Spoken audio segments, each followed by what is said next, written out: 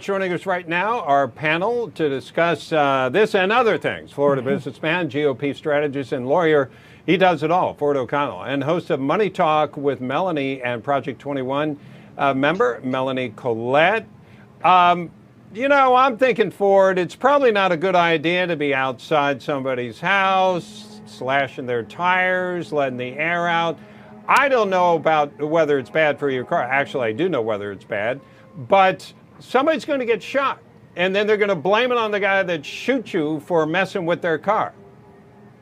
Well, what a bunch of loons. First of all, they're advocating the destruction of property and breaking the law for what? To satisfy the mythical green gods of climate change? Unfortunately, this is indicative of the Marxist far-left agenda that marks today's Democratic Party.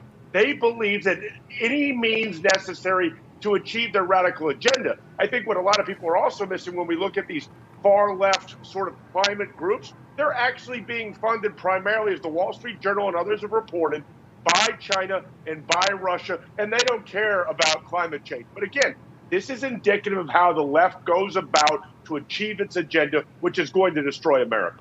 Yeah, can we skip to this second call for in the control room? Just skip to the second one, because the group took to Twitter to say it is time for we, the people, to carefully escalate our methods in a non-violent manner and convey the seriousness of this crisis in tangible ways. Deflating SUV tires by wedging gravel in the valves is non-violent.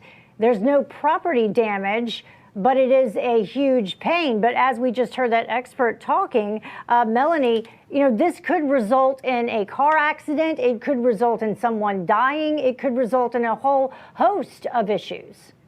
It certainly could. On the list of world's dumbest ideas, this one absolutely takes the cake. And for them to say that, oh, we don't want to bother working people, so we're just going to target the rich, is, say you've never read an economic book without saying you've never read an economic book. Like what? Or like any book on economics, because obviously people who have money don't work.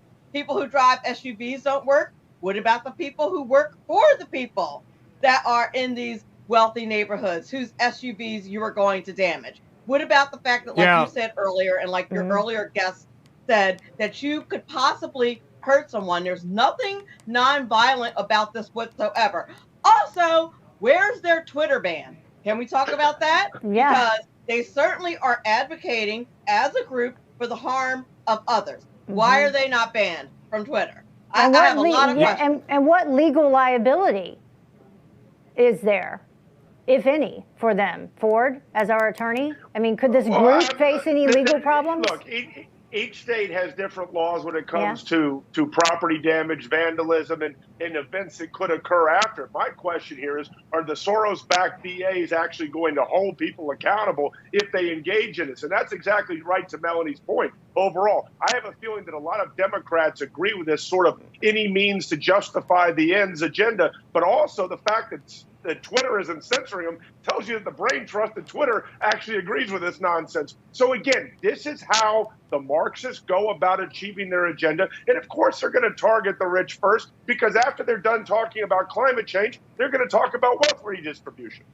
Yeah, and by the way, if I could just throw this in, an unknown fact here is one of my first jobs out of college was managing a retail tire store. So I've sold tires and have put them on cars.